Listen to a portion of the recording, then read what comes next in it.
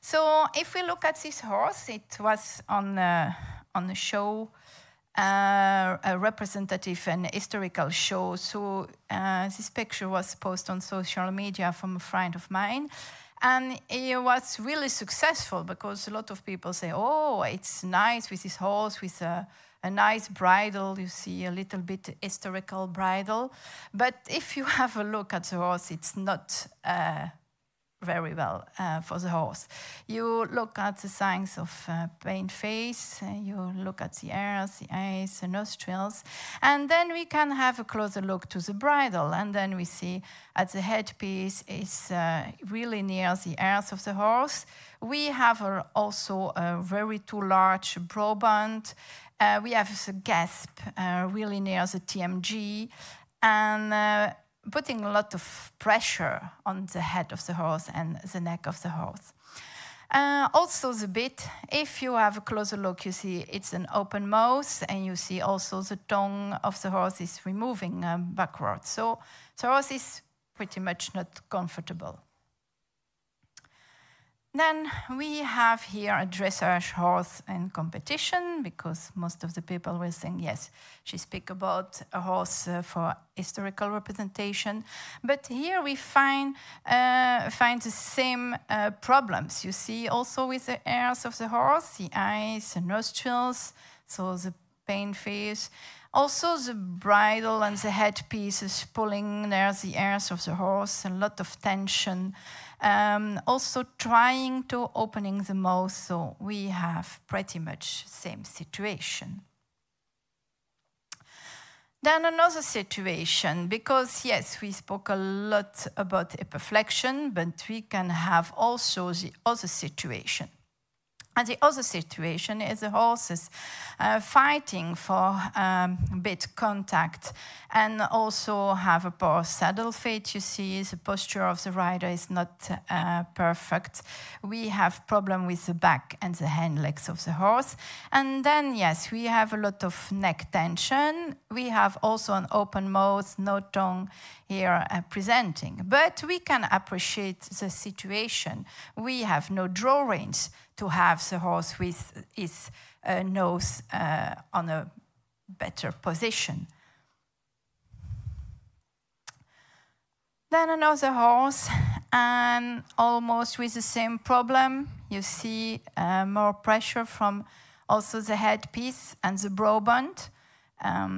It's too small, and pulling the headpiece near the ears of the horse.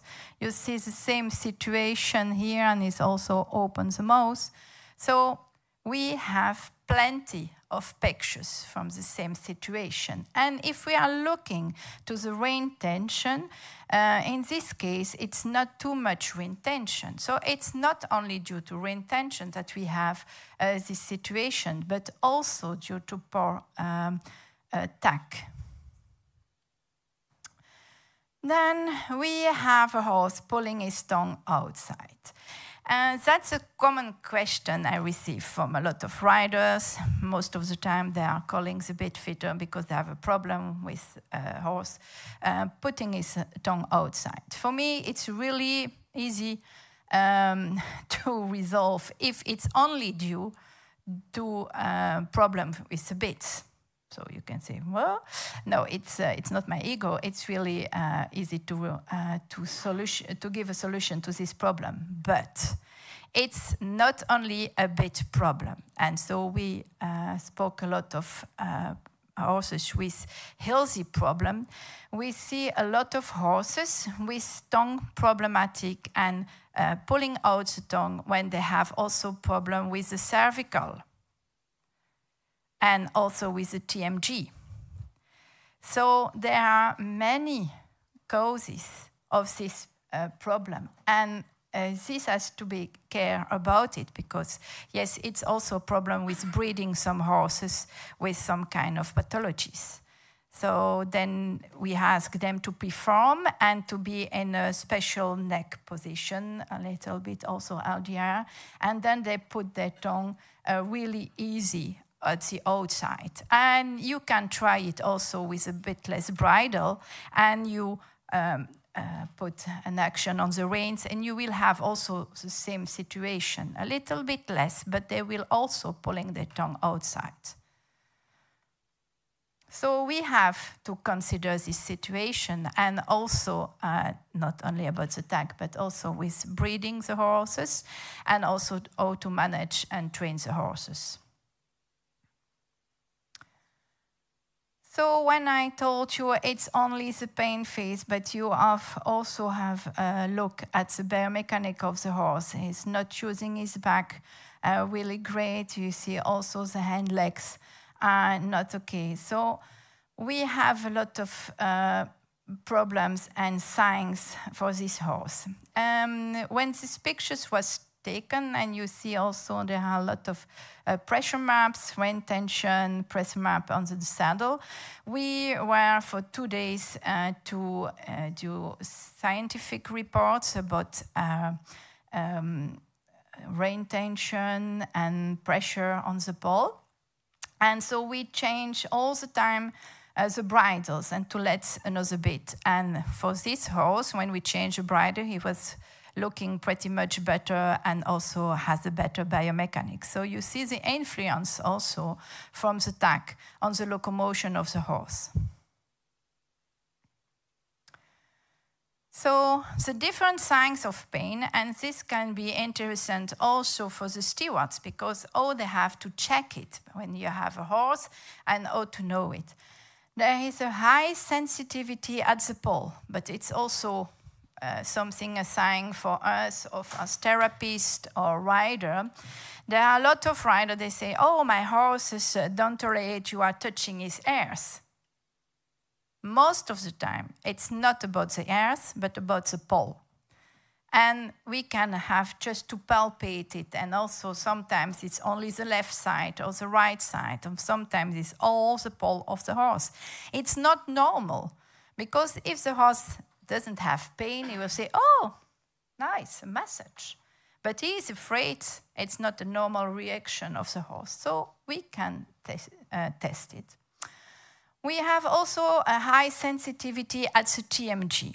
Most of the horse, also with arthritic situations, they don't feel any discomfort at the TMG. We have a lot of TMG pathologies, and in some kinds they are really difficult to find out, also with ecographic or X-rays. But I've also had horses on consultation. We have infiltrations of the TMGs due to high sensitivity, and also to have high damage in the mouth injuries, so due to the bits. I think it's not acceptable, because for the future, the TMG, it's the joint that the horse use all the time. Like, you know, they're eating for 14, 16 hours. So if we have to do an injection there because of a lot of injuries in the mouth, it's not normal.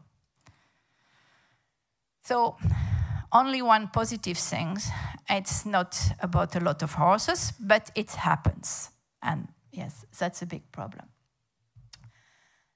We can also palpate a high sensitivity at the hyoid bone, so we can also palpate it at the head of the horse. Normally, they react like, oh, it's nice, it's a little massage, but if they react like also, oh, don't touch me, it's also not normal.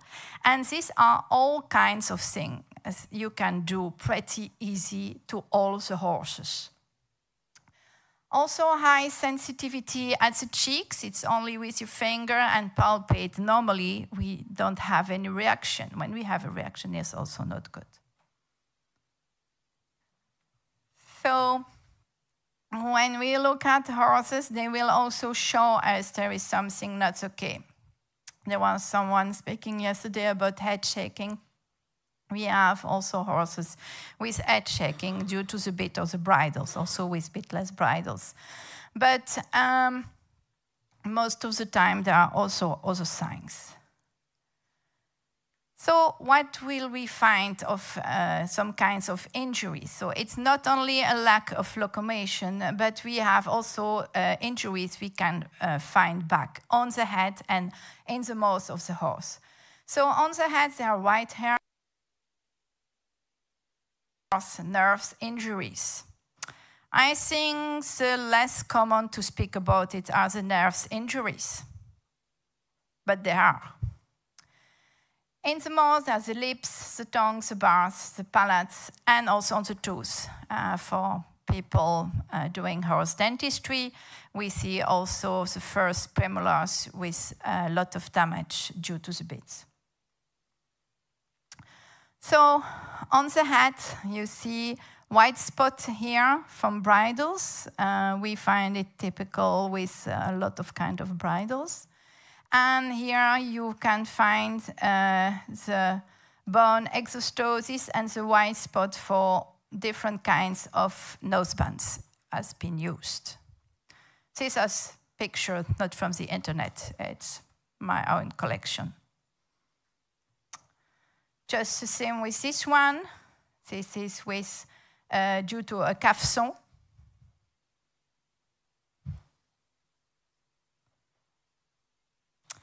This is in the mouth. These wounds are pretty much difficult to find because most of the time the horse don't accept that you are looking in the mouth with your fingers and saying it, and it's underneath the tongue. So you have to a little bit replace the tongue on the side of the horse's mouth, and there are fresh wounds.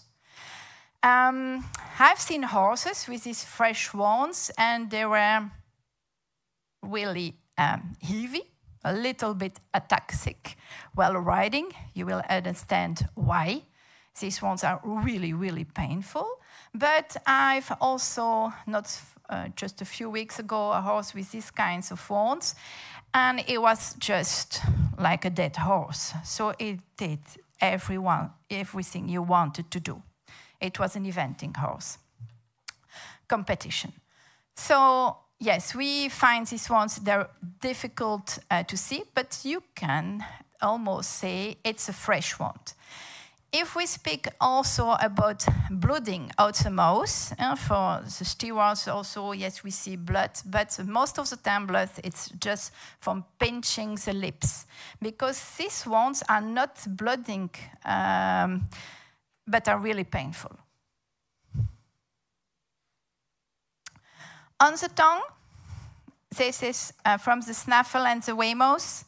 It's an international dressage horse. And you see the old scars and you see the new scars. Most of the times, the horse are pulling the tongue backwards and don't let the tongue under the bits. But in this case, the horse prefer to do like this, and then we find this kind of wounds back. And back. Each time it's ridden, it's coming back. This is another horse. It's a Spanish horse. It's not my only one. Most commonly we find it back in draft horses. I will not explain why, but we find it also with young dressage horse and Spanish horses.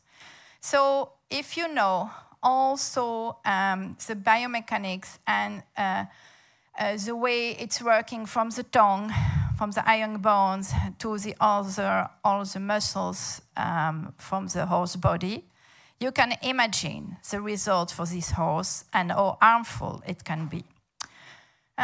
This horse was really compliant and is still be riding with a bit, so it's still possible, but not with its bit, you can imagine. Then we have ones inside the mouth, also mostly fresh, but we have also a lot of riders that are buying a new horses and they have scars on the lips and so on. So these horses are really sensitive also, and it can often be open at some times because, yes, there are wounds, there are scars. But it's still possible to have horses competing. I've a high level that my riders bought, and they were with really big scars. Sometimes they are with a wound, and it's 1 centimeter, 1.5 centimeters. You can put your finger here in the wound. But it's still possible to ride with this horse and to avoid new injuries on this place. So that's a positive way. But I think we need to prevent it before it happens. This is from a carriage horse. So we have a lot of injuries on the bar, but also on the tongue. Also competition horse. If we look at studies, they are for wounds in carriage horse for 50%, so it's pretty much. For also competition like jumping horse, dressage horse, also Icelandic competition, you have for 35% of injuries in the mouth.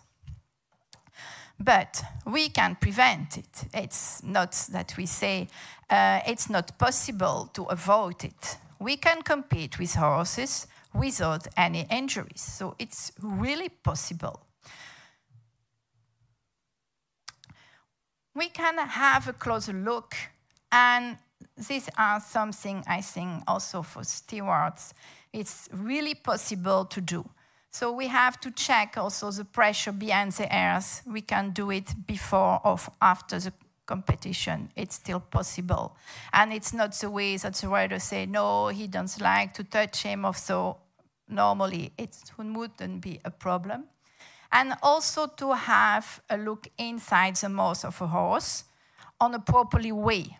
So I think it's much more to teach how to do it on a safe way, but it's possible also for people who are not currently busy with horses. It's possible to do it if we do it on a properly way, and for the person to not be in danger, and for the horse to be comfortable.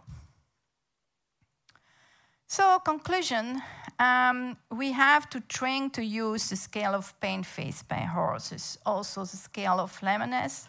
All the speakers spoke about it today. We have also to train to palpate properly the head of the horses and to find the sensitive spots on the head. And also to train to look closer in the mouth on the safety manner. So it's also possible to do it on a properly manner. Thank you for your attention.